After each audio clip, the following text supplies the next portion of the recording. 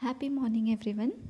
I am Payal Vijay Patil from Government College of Education, Akola. My roll number is 19, and as per the final lesson, I am demonstrating the lesson of subject physical science here. In this lecture, I am gonna teach a subtopic from the main topic metallurgy from standard 10th. So let's get started with the online video lecture.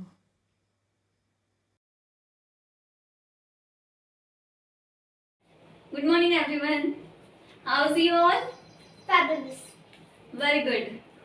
Okay, so today we will learn subject science from class 10th, and from that our topic is related with metallurgy. Now tell me that as you all know that various substances are around us. They will be like metals, non-metals, etc.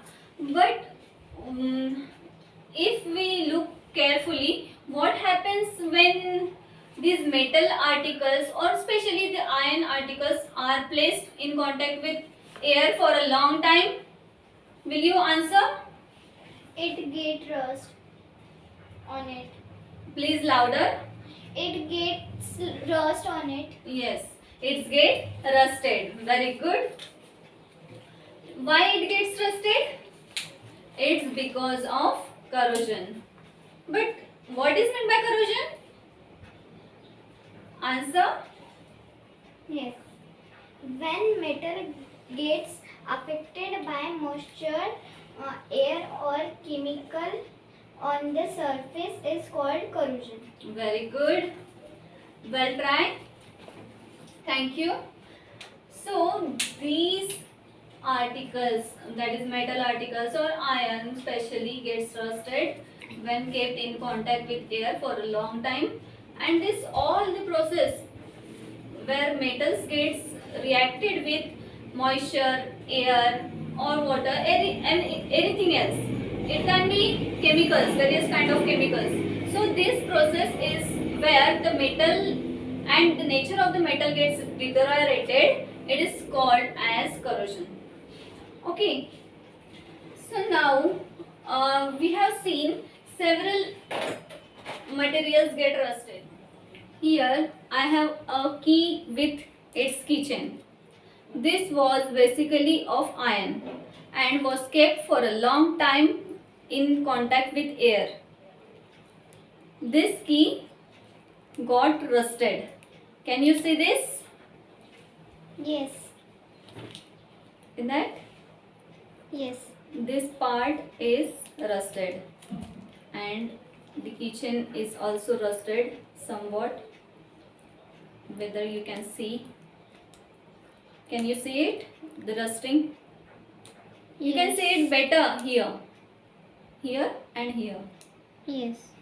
Means this got rusted here. Why? Because this was of iron, and when it gets in contact with air, air contains oxygen, and that oxygen gets reacted with this iron, and iron oxide is formed. Okay. Then this is a copper vessel. This was also kept in contact with air for a long time. So now here you can see small dots are there. They are of slightly of greenish color. Carefully observe them. Inside also got corroded. Okay, so here this is copper and this also gets reacted with oxygen and cupric oxide is formed. Means what is happening? Metal is getting reacted and its oxide, means in the form of iron, it was iron oxide was formed. This, in this case, copper gets converted into copper oxide or cupric oxide. when they come in contact with oxygen. This is a silver article, which is a cow, you can see, and this got blackened, somewhat blackened. Let me show you with scale so that you will see it properly. Here, can you see the black portion? Yes. Blackened, yes. So what is happening here? Air contains sulfide, so that sulfide will gets contact with this and silver sulfide will form. That's why a black color was formed on this. Okay. So now you tell me, what do we do to prevent the rusting of iron doors and iron windows? We paint them with oil paints. Yes, very good. What do we do to prevent it from rusting? We paint it with the oil paint. Or rather, we can also make a coating of oils or grease or varnish. Alright, so this is what a method of prevention of rusting, or we can say corrosion. So here we will see nothing other but prevention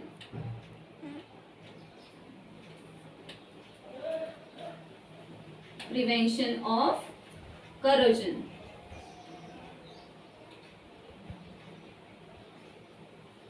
Alright, so this is our today's subtopic, prevention of corrosion. Means here we will see other types of methods which are useful for preventing this corrosion of metals. Alright, so now I will present a PPT in front of you, so you will get it clearly that which steps, which processes are there for the prevention of this metals from corrosion.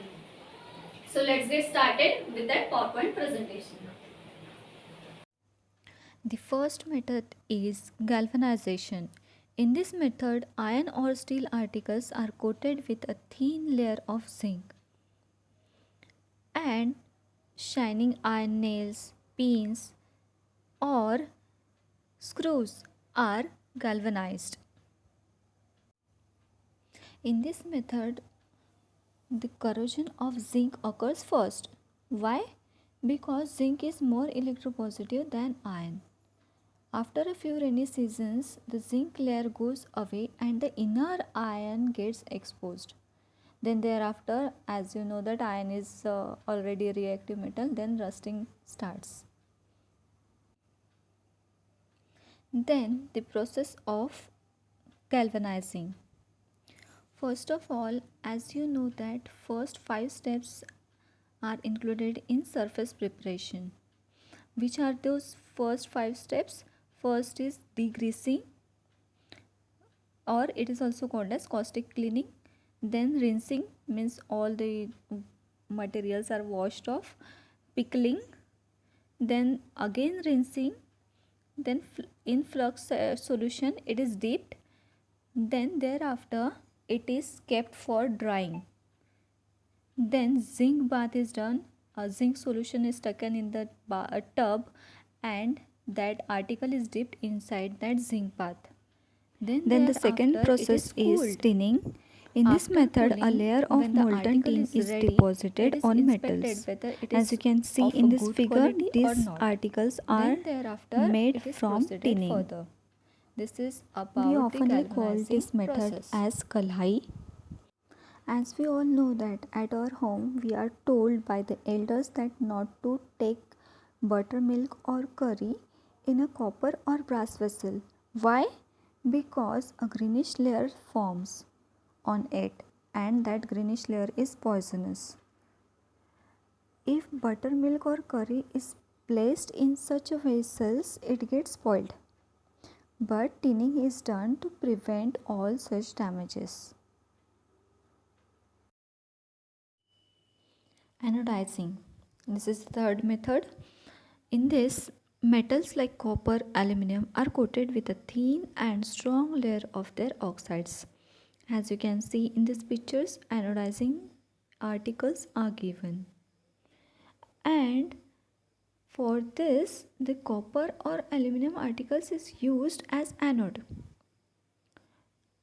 As this oxide layer is strong and uniform, all over the surface it gets spread. It is mainly useful for prevention of corrosion of the metal. Let's move forward. This is the figure of the process of anodization. For example, when aluminum is to be anodized, then a thin layer of aluminum oxide is to be formed on that aluminum article. Why? Because that aluminum oxide obstructs, means resists the contact of the aluminum with oxygen and water from the surrounding. This prevents further oxidation. Thus, this is the protection, and this protection can be increased by making the oxide layer thicker during this anodization process. Then the fourth commonly used method is electroplating. In this method, less reactive metal is coated on more reactive metal. Silver plated spoons, gold plated ornaments and articles, idols, etc. are the examples of electroplating.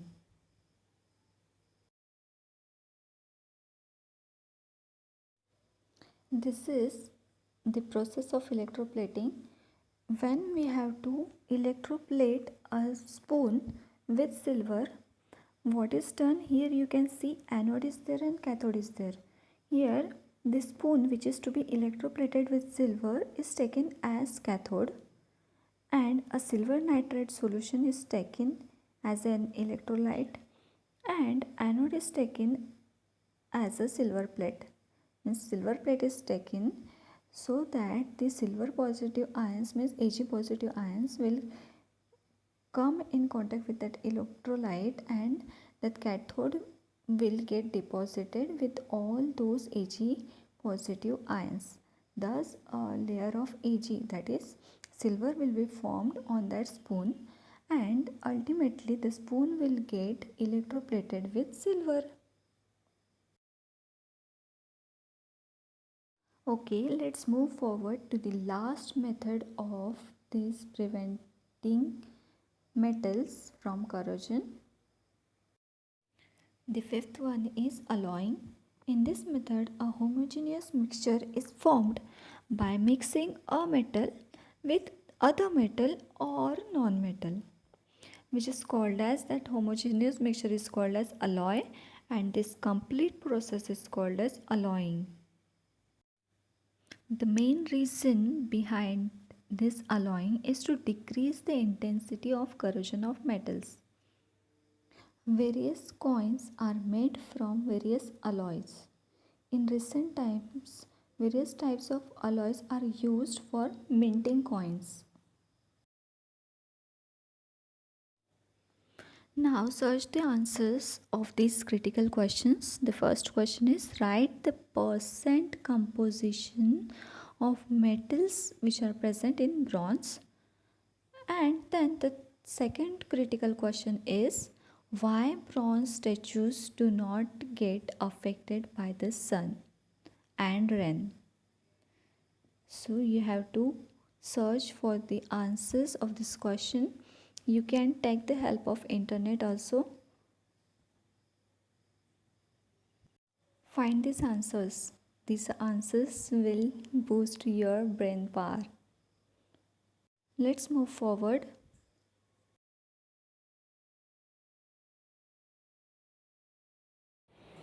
So the methods of prevention of corrosion. Methods of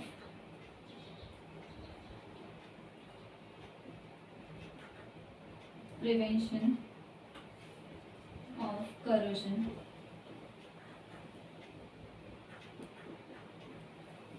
are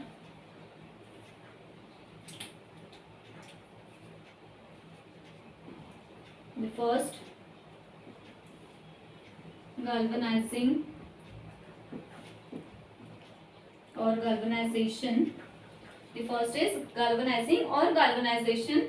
Then the second one is tinning.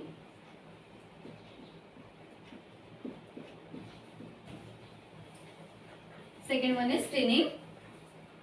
Third one is anodizing. Sorry.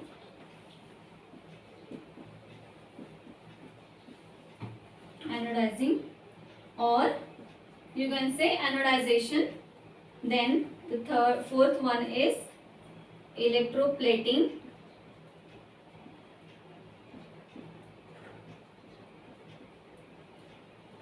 And the fifth one is alloying.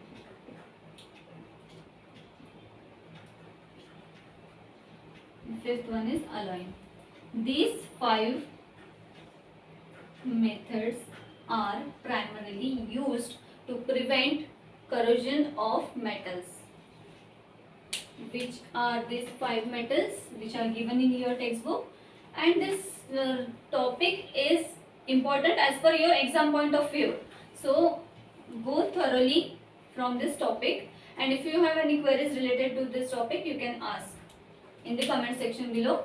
Galvanization first, then tinning, then anodizing, then electroplating and alloying. Okay, clear up to this? Yes. Okay. As you can see here, this glass is made up of stainless steel, and this lasts forever. Why? Because the method of prevention of corrosion was applied here, which was alloying, in which stainless steel was prepared. So here it can remain as it is for several years. Okay.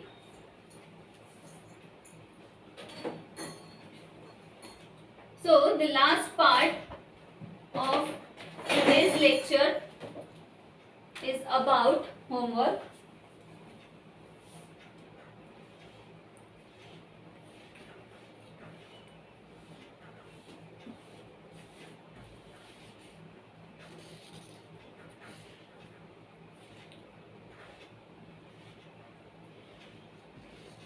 Your homework is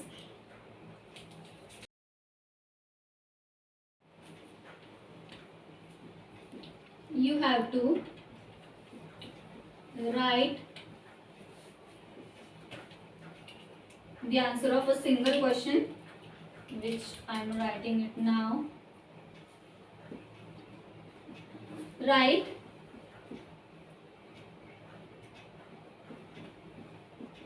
the names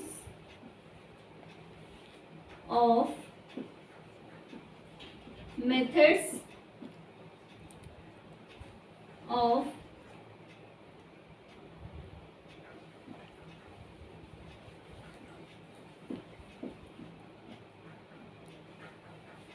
preventing corrosion.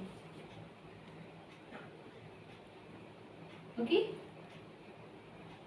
I have already explained you just now, so you have to write those 5 names for which methods are there for the prevention of corrosion.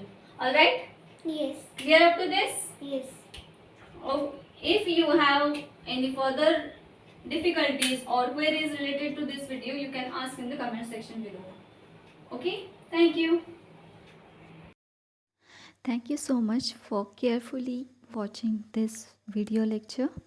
If you want some other information related with metallurgy or the preventive measures or preventive methods which are used for prevention of corrosion, you can go on the Google and search everything you want. I will give you some links below the description box, so you go through it and clear all the queries related with the metallurgy and preventive measures or methods for corrosion. Thank you.